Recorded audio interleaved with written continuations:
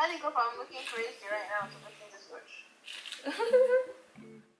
Tell her walk block. Who killing them in the UK? Everybody gonna say UK.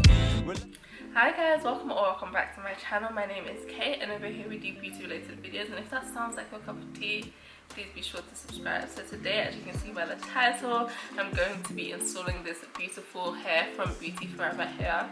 So this hair is a 20-inch kinky curly unit, and these curls are so gorgeous. My dream curls. These curls are giving Meg Thee Stallion recently. Have you seen her hair? Because I am in love. And it has the kinky edges as well. But before we get into it, I have been wearing this necklace for like the past 6 months. It is so beautiful. Usually with gold-plated jewelry, you can only wear it non-stop for like about 2 to 3 months before it starts getting tarnished. I have been wearing this for 6 months and it looks like I can wear it for another 6 months. It is so gorgeous. It was only like £50. I have where I got it from on the screen. I also have it in the description box. I'll see if I can get a code for you guys. But yeah, so yeah, if you want to see if you want to see me install this hair, please keep on watching. It's going to be a very, very detailed install.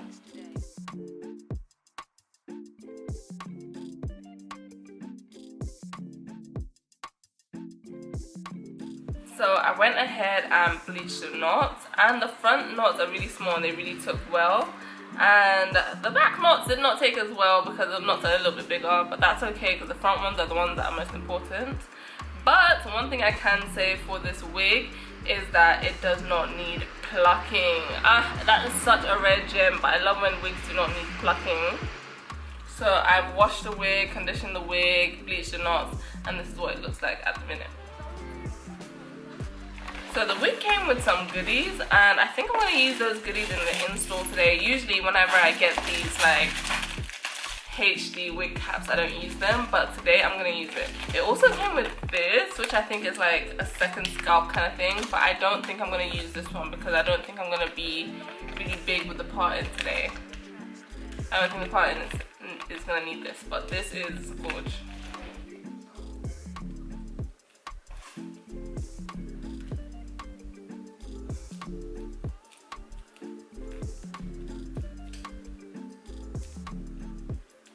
So I'm going to use the Ebin Wonderlace Bond to try and stick this to my hair.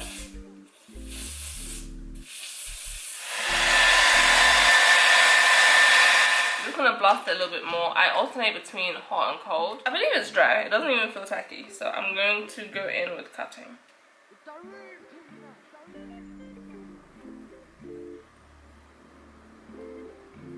I should have definitely blasted the sides a bit more. Should I? To be honest, I'm probably only keeping this wig on for a day, but like if you want your wig to last a little bit longer, not last a little bit longer, but if you want the install to be a bit more flawless, I would say blast the sides, put a bit more Ebin on the sides, and then blast it again to the side so you have your sideburns covered. But for me, this will do for now. So I'm just going to go in with my foundation brush with no extra products on it, just the residual product of whatever was on the dirty brush. Okay, it's looking like it needs product, so I'm going to put a bit more product on it. I'm going to go into my powder. This is the Morphe powder in the shade 10. Very painful, I can't find this anymore. Honestly, don't really want to be using it for this, but I don't know if you can tell, but I think this is the beauty of these wig caps, that they melt into your skin a lot better. You know, sometimes you do the bald cap method, and even with the bald cap method you can see the demarcation of where the wig cap begins and where your skin ends, but with this it's really giving scalp. I do have a little bit of it rolling back, and with that I'm going to try and cut it off if I can.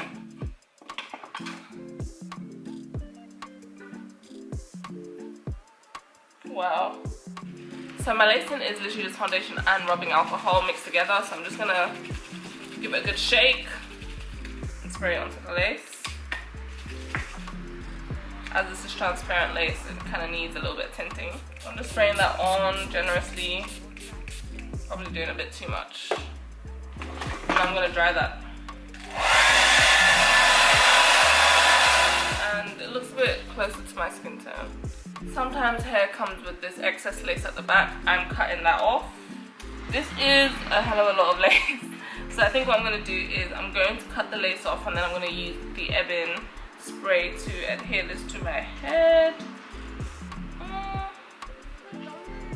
kind of want to take these baby hairs out. Like, I love the curly baby hairs and everything, but I think the hairline is not, it's not matching my hairline. It would match it more if these come out. So I might just only have the baby hairs on the side, which is painful, but it has to be done. So the lace is off. I've got like little random pieces of lace in the hair, and I use my trusty zigzag scissors so I don't have like a straight line across. I was scared that taking that hair off would make the parting really short, but it actually looks okay. The parting looks okay. But anyway, let's get into it. My thing is rolling back. Oh no, oh no, oh no.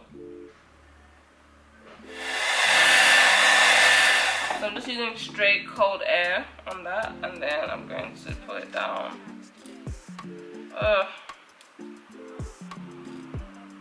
So for the most part, I think crisis is averted. I do have like ladders and, you know, folds over here, but I think it worked out pretty well.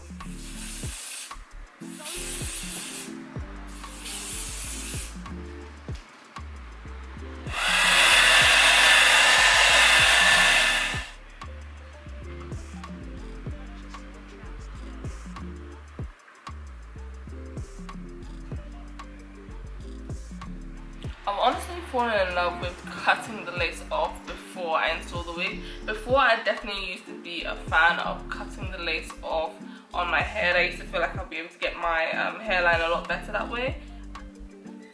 When I cut off the lace, I tried to leave a little bit of extra lace on there just in case. But sometimes I end up cutting off too much lace, and it's better to still have, it's better to leave excess lace than to cut off too much lace because you can't get the lace back. So the wig is on, my makeup is on, let's get to styling. So in here I have a mix of conditioner and water. I'm also going to use the Cantu coconut curling cream and the edge booster gel. My battery is low, so there's a high probability that my camera's gonna cut out, but just in case it does cut out, I'm gonna use this Denman dupe. You can also use a Tangle Teezer dupe, or a Tangle Teezer, or a Denman, but yeah, this is what I'm using.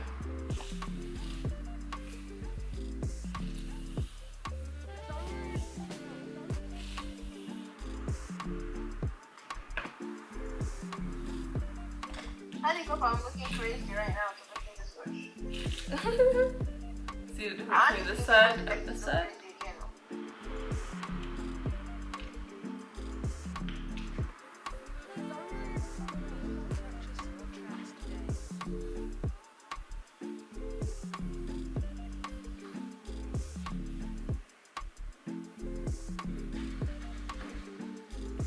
It has been several hours. I have diffused this hair, the sun has gone down, I have run a couple errands, and the hair is finally dry. So let's pick it out.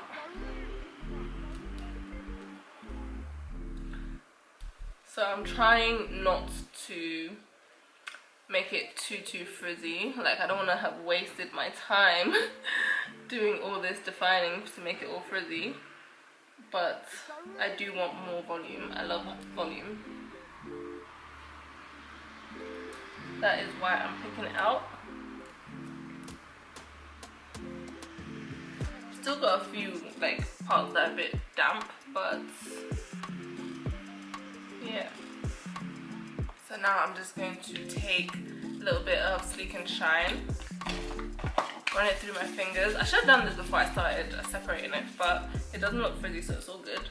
And I'm going to stretch out the hair so I can break the cast from the gel. And now it's just soft and fluffy, so you can tell the difference between, I don't know if you can, but I can.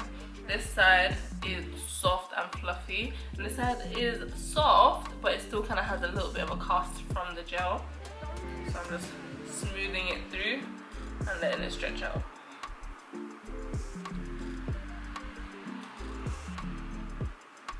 Good. Oh, it looks so good. I haven't cut any layers into this hair yet. I most definitely will, but for now it is gorgeous. It is so pretty.